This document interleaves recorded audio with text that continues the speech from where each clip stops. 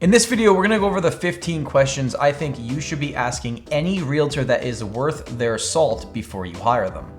My name's Tom Story. I'm the team leader of the Story team, and we sell real estate in Toronto and surrounding areas. And I find that when I'm meeting with buyers or sellers for maybe the first time, they ask a lot of similar questions to me. And even if there's some questions they don't ask me, I find there's questions that they always want answered in my presentation when we're having the initial conversation. So what we're going to talk about in this video is the main questions that I think you should be asking any realtor before you decide to work with them. And as always, if you have any questions about the Toronto real estate market, you can go right onto our website, storyteam.ca, book a buyer consultation, a seller consultation, or just a call with me to chat about real estate. All right, let's get right into it. Question number one, ask them how long they've been in the business. Now, there is nothing wrong with being newer in the business. I find those agents really work their ass off for their clients because they're trying to prove something all the time. And then being 25 years in the business isn't always better than being 1 year in the business because they're kind of stuck in their ways and maybe aren't adapting to how homes are selling in today's market. So I don't think there's a right or a wrong answer to this. I just think you have to be comfortable with their experience level because there are a lot of people that have a real estate license. I truthfully don't believe there are that many quality realtors out there. It's a small percentage.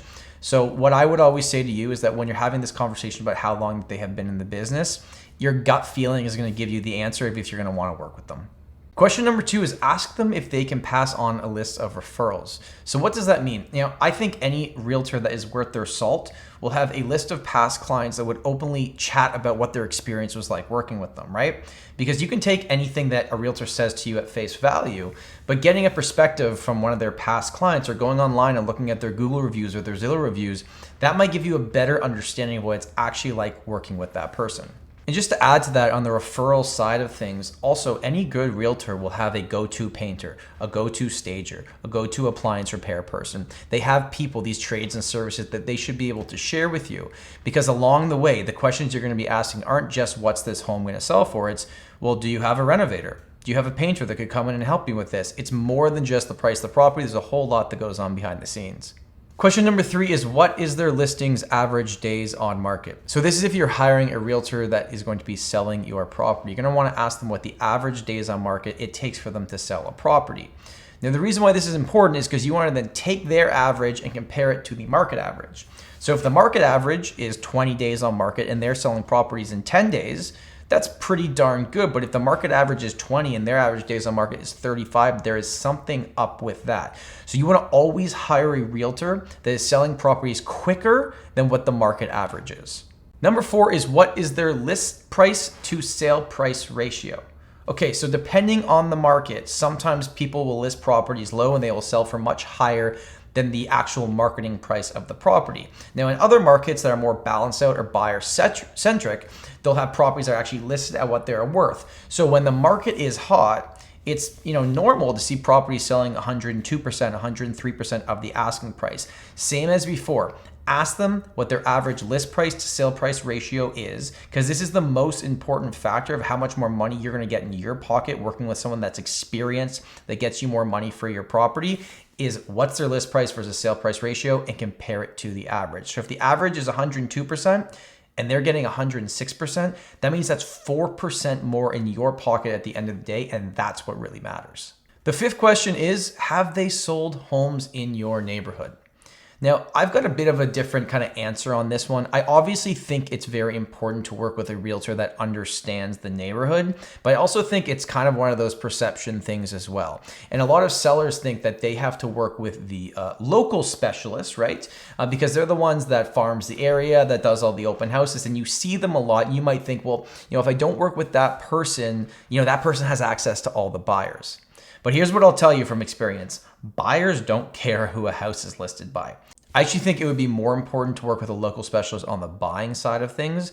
But here's the most important. Ask them flat out, have they sold homes in the neighborhood? And if they haven't sold homes in the neighborhood, they better be darn good at fully understanding the market fundamentals and how to market your property correctly. Because at the end of the day, even if they're not selling as many homes in the neighborhood as somebody else, if their numbers are better and they sell, almost 100% of the properties that they've ever listed, and on top of that, their list to sale price is higher than the other agent, local specialist is important, don't get me wrong, but it's not everything. The next question is, ask them if they are a full-time real estate agent. This might sound obvious, but there are a lot of weekend warriors in this business, and that's okay, right? That's part of it. You have that choice when you're a realtor, how much you want to work or don't want to work. But if I'm selling my biggest asset or buying my biggest asset potentially in my life, I want to work with someone that is taking this extremely seriously. Actually, something that a lot of people don't know is in the Toronto market, where we have almost 60,000 realtors these days, 20,000 of them sold 0 homes last year. So a third of our realtor population is probably part-time. You want to work with someone that you trust and someone that does this full-time. And I think that makes a huge difference. Question number 7, ask them how many clients they are currently working with. Now, this is a funny one, right? Because if they say, well, I'm working with no clients, they have all the time in the world for you, but you might think, wait, why aren't you working with more clients, right? I thought you were more successful than that. And if they say, well, we're working with 45 people right now, you might think, well, they might not have a lot of time for me. I gotta tell you what, it's not so much how many clients that they are currently working with, it's how good they are with their schedule and fitting people into their schedule. So a realtor that is organized can work with a lot of clients at once and make it work for everybody. And more than anything, what I think is, I think you should have the feeling when you are working with them that you are their only client, regardless if you are their only client or if they're working with 50 people at once. As long as you have that feeling throughout the process, I think you'll be fine. Next question is, what is the ratio between buyers and sellers that they work with? So if you're going to be working with a selling agent, you want someone that lists a lot of properties and fully understands what that side of the business is like, because the helping a buyer side versus helping a seller side is actually completely different.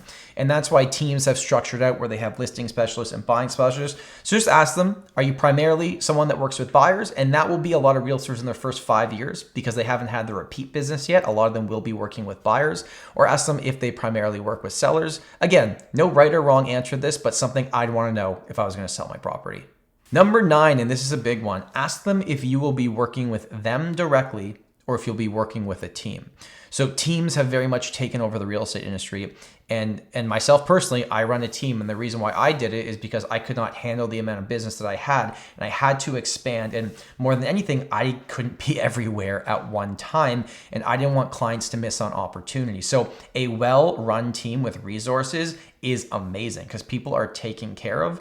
But if you have a realtor that says, yeah, we're going to work together, and you sign the paperwork and you never see them again until the end of the transaction, I think that is an issue. So ask them straight up, am I working with you or am I working with your team? And as long as the answer is clear and you're all on the same page, I think that is fine, but make sure you understand what the communication level is going to be with that team leader. Question number 10, ask them how they plan to market your property. There is old school marketing and there is new school marketing. And I don't think there is any skill for a realtor to put a property on MLS. A monkey could do that, okay? You have to ask them what they're going to do that's different from everybody else to get the most amount of eyeballs on your property. And hosting an open house every single weekend isn't what's going to sell the house anymore. I hate to tell that to people. It's private showings through people that are really interested. Ask them what their marketing plan is going to be for your property. Number 11, ask them what the current months of inventory is in the area you're looking to either buy or sell. Why is this important? Well, months of inventory is the calculation in the real estate world that we use to try and figure out what type of market we are in. You've all heard the term seller's market, balanced market, and buyer's market. Well, when we know months of inventory, we know strategy for pricing properties or strategy for how competitive it's going to be if you're going to be buying in a specific area. Ask them what the months of inventory is. And if they have no idea what you're talking about when you say months of inventory, I would probably move on to the next realtor. Next up, ask them what they charge. Seems pretty obvious, right? Working with a buyer's agent, you don't pay them directly. It's always the seller that pays. But if you're a seller and you're working with an agent, ask them what they charge. There is no flat fee across the board that we all have to charge the same. We can all charge our different amounts. But also keep in mind that, I find there's a lot of people that always ask for discounts, and there's nothing wrong with asking for a discount. I think it's actually something you should ask for. But what I want you to focus on as a seller is which realtor is going to put the most amount of money in my pocket. So if you work with a realtor that has a lower fee, but their list to sale price is 98% versus a realtor that has a slightly higher fee, let's say a percentage higher, but their list to sale price is 102%. So even though their fee is 1% higher, if they're getting you 4% more and there's more money in your pocket, personally, that's who I would work with because there's different models, right? There's the no frills model. We'll list your house and we won't do anything for you. We'll put the sign up. You pick the price. You deal with everything. There's the kind of discount brokerage model where, hey, we'll put your house on MLS, we'll set a price, and we'll be there for you, but we're not going to offer staging or anything extra. And then there's the full service realtor. Full service realtors control, I would argue, about 75 to 80% of the market. So that's what a lot of people are choosing because they're getting more money in their pockets. There is no right or wrong answer to this. Choose what makes sense for your situation. All right, 3 questions left. The next one is number 13, and it is, can you explain the home buying or selling process from start to finish? This sounds obvious, but I think the biggest thing is consultations before you actually start the search or the selling process. Is meet with that realtor, have that conversation for 45 minutes to an hour, and understand all the things that could potentially happen, because an educated seller or an educated buyer is the one that's going to make smarter decisions and be able to move quickly in markets that are hot. The second last question is, ask them, if you're a seller, if your property needs staging. Staged properties flat out sell for more money. It's a fact. We see it happen time and time again because a lot of buyers can't visually think of what a space could be. But if you stage it, you're taking that all away and you're showing them that house in its maximum potential. And NAR, which is the National Association of Realtors, actually said that staged properties could sell for 6% more than unstaged properties. And the last question is, what are the closing costs? So this is going to be different for every market that you're in, but a few kind of main ones that exist out there is you're going to be paying a lawyer fee, okay?